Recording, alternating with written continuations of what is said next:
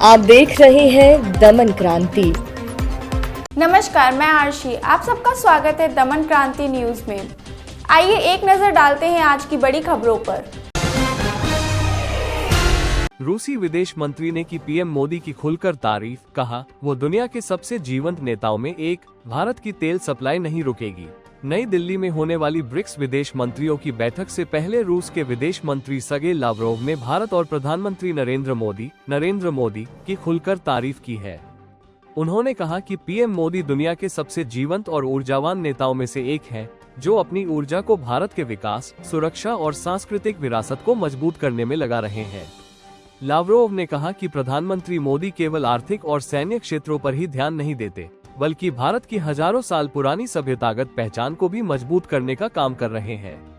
उन्होंने कहा कि भारत जैसी सांस्कृतिक विरासत दुनिया के बहुत कम देशों के पास है।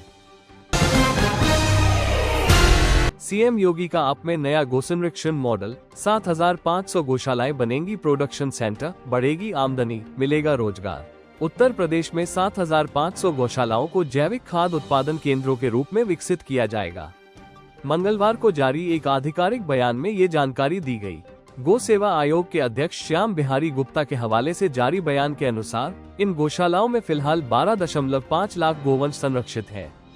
बयान में कहा गया है कि अब गोबर और गोमूत्र आधारित प्राकृतिक खेती मॉडल को बढ़ावा देकर किसानों की लागत घटाने और आय बढ़ाने की योजना है। पेट्रोल डीजल होगा महंगा, आरबीआई गवर्नर ने दिए ये संकेत। मिडिल ईस्ट युद्ध का असर पूरी दुनिया की अर्थव्यवस्था पर पड़ रहा है। इस बीच कच्चे तेल की कीमतें लगातार बढ़ रही हैं। वहीं पेट्रोल डीजल की कीमतों पर भी प्रभाव पड़ सकता है। अगर यह संघर्ष लंबा चला तो आने वाले दिनों में ईंधन के लिए ज्यादा कीमत चुकानी पड़ सकती है। इस बीच आरबीआई के गवर्नर संजय मल्होत्रा ने स्विट्जरलैंड में आयोजित एक कॉन्फ्रेंस में कहा कि अगर ऐसे ही हालात लंबे समय तक रहे तो सरकार को तेल की बड़ी कीमतों का कुछ बोझ ग्राहकों पर डालना पड़ सकता है और इस संकट पर चिंता जताई है। शेयर बाजार में 4 दिन से जारी गिरावट थमी, सेंसेक्स में 50 अंक की मामूली बढ़त। स्थानीय शेयर बाजारों में पिछले 4 कारोबारी सत्रों से जारी गिरावट पर बुधवार को विराम लगा और दोनों मानक सूचकांक लाभ में रहे। बीएसई सेंसेक्स 50 अंक चढ़ा, जबकि एनएसई निफ्टी में 33 अंक की तेजी रही। हालांकि कच्चे तेल की ऊंची कीमत और वैश्विक अनिश्चितता से तेजी पर अंकुश लगा। 30 शेयरों पर आधारित बीएसई सेंसेक्स 49.74 अंक यानी 0.07% बढ़कर 74,608.98 अंक पर बंद हुआ।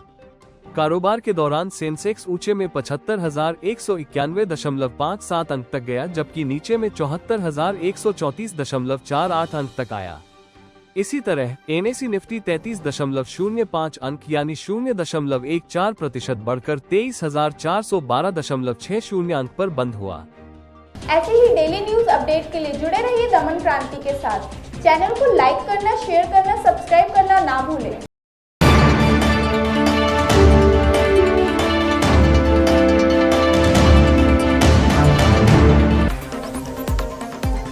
आप देख रहे हैं दमन क्रांति।